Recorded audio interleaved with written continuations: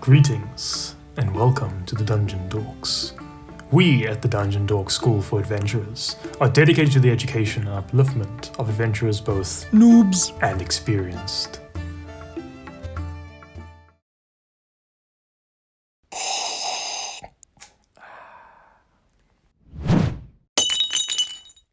So, you want to learn how to play D&D.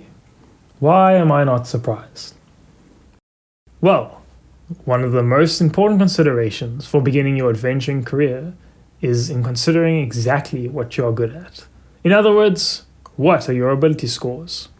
Ability scores, in a nutshell, comprise of all the things that you are able to do and how effectively you are able to do these things. It is about what makes you, you. It's important to know who you are when you're considering your adventuring specializations, i.e. your class. Most classes rely on one or more of these ability scores to do what it is that they are good at. For example, wizards rely on having a good intelligence to cast spells. In D&D, we have 5 primary ability scores, namely Strength, Dexterity, Constitution, Intelligence, Wisdom, and Charisma. It speaks mostly to your general capabilities rather than your specific ones. For examples, let us look at Dexterity as an ability score. The more naturally dexterous you are as a character, the better able you are to perform all kinds of dexterous activities, such as sneaking, sleight of hand, archery, knife throwing, acrobatics, and so on. However, being good at dexterity or having a high dexterity score does not make you a specialist in any one of these fields. For specializing, we need to talk about skill proficiencies. But we do not need to worry about this right now. We will cover this in more specific detail in later scryonces. In this module, we simply wish to cover some of the methods for generating these scores and how to interpret them. The rules for ability scores and modifiers can be found in the Player's Handbook for 5th edition D&D on page 173. During adventuring registration, character creation, you will need to generate your ability scores. These are done primarily through 3 methods. However, other variants and homebrews do exist. Trent's Monk Temple covered an interesting method using cards. Please find the link in the module description below. These 3 methods, in no particular order, are standard array, point buy, and the standard dice roll. The dice roll does have a few variations and versions of it, but we will only be covering the standard version in this module. If you want to see more types, please let us know in the comments below. These scores for the average adventurer exist on a scale of 0 to 20. However, exceptions do exist. But what do these mean? Usually, a 0 is bad, like really bad. And a 20 is amazing, upper tier, best of the best, with 10 being somewhere in between, the average. The average commoner usually has 10s across the board in terms of their stats. To better put this into concept, a black bear in 5th edition D&D has a strength score of 15, and a rat has a strength score of only 2. But what does this mean for us mechanically? Do not worry, we will discuss this in a moment. But firstly, ability score generation.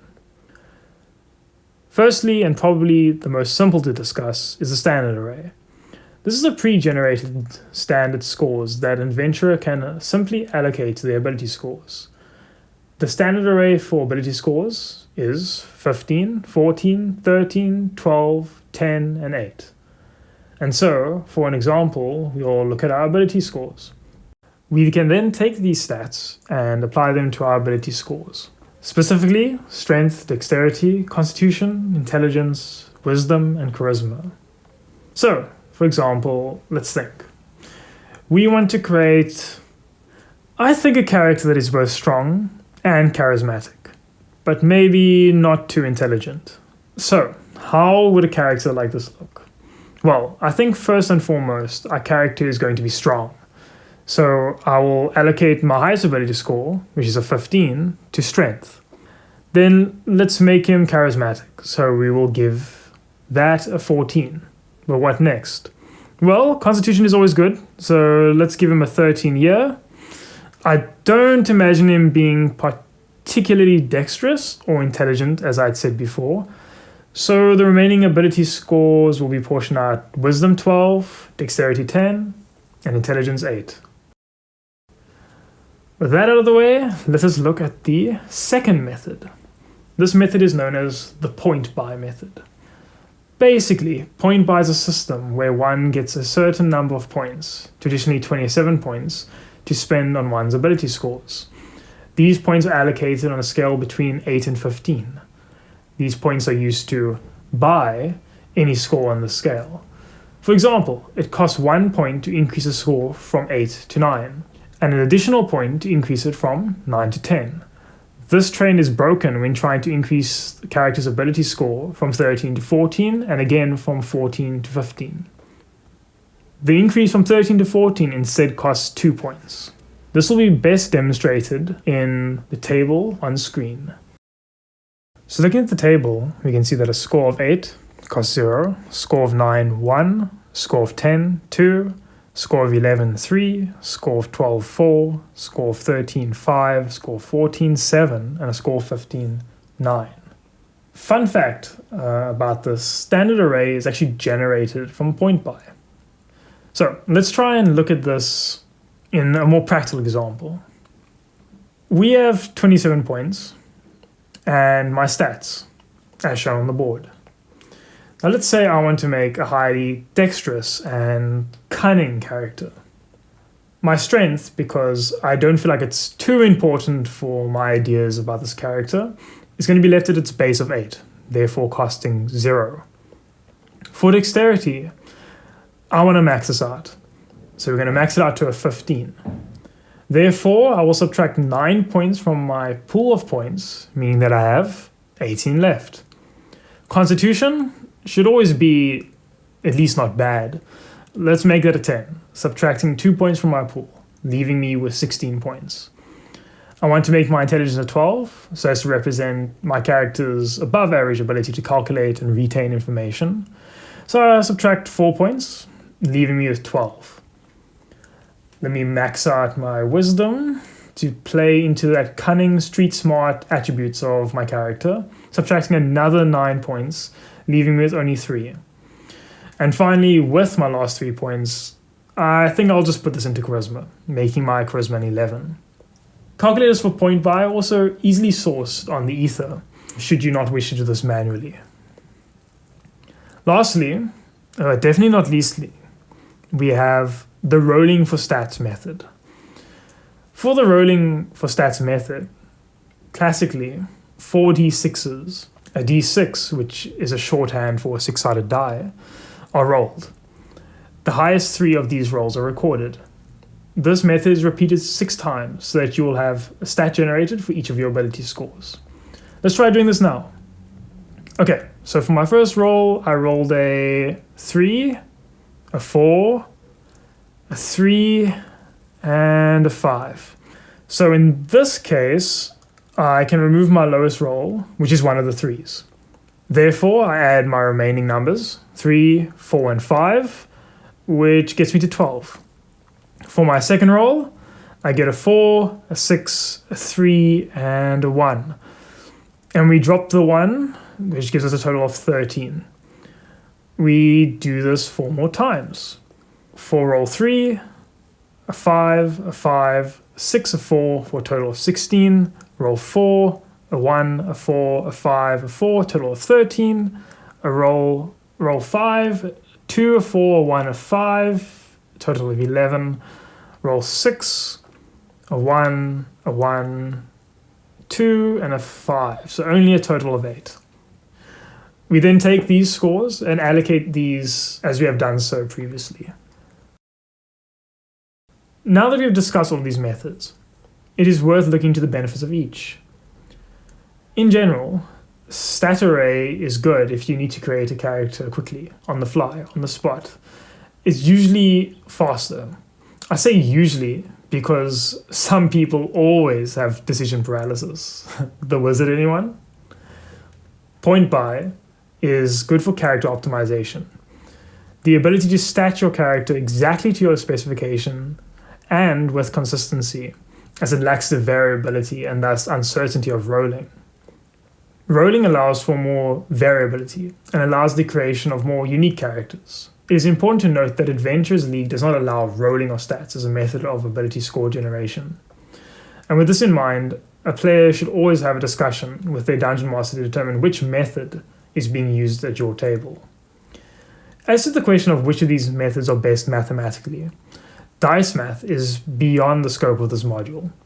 However, if anyone is interested, we do intend on releasing a series on dice math, statistics, and probability in the future. Now that we have our ability scores, the question really becomes, well, how do we use it? Well, these ability scores are used to determine what we call ability modifiers. In truth, it is really the ability modifiers that determine what our characters are good at. Our ability modifiers are determined by looking at our ability scores. We calculate this by first subtracting 10 from the ability score and then dividing the remainder by 2. Our ability modifier will be this number rounded down. For example, let's say we have a strength of 16. To calculate our ability score modifier, we subtract 10 from 16, leaving us with 6, which we then divide by 2, which is a 3. Therefore, our ability modifier to any strength ability check is a +3. Likewise, let's say we have a 15 in wisdom. We just subtract 10, then once again we divide by 2, leaving us with a 2.5. This 2.5 is then rounded down. Therefore, we are left with 2, adding a +2 to any wisdom ability check. But what does this actually mean? Well, when we roll our dice to determine the outcome of anything that requires some kind of ability check, we add this modifier to the outcome of that roll. So let's do a practice run. We have a strength score of 18, and therefore a strength modifier of +4 to any strength ability check. The DM asks us to make a strength ability check to kick a door down. We roll a d20, that is a die with 20 sides, getting an 11 on the roll. We then add our +4 from our strength, turning our 11 into a 15, potentially turning an ability failure into a success. These ability scores are not in any means stagnant, and throughout the course of a campaign and adventuring career, they inevitably will change. An adventurer's race will also have an impact on the numerical value of these scores, but that is a lesson for another time. And that brings us to the end of this lesson. We thank you for your time, and we hope that you have learned something. We have included a Google Doc in the lesson description with some things to reference in-game, to make the process just a little bit easier. If you have any questions regarding the lessons or anything else, please do leave a comment below. If you enjoyed this lesson, please feel free to show others and give it a like. And if you wish to enroll in the syllabus, please press that subscribe button. Once again, we thank you, and until our next lesson, fare thee well.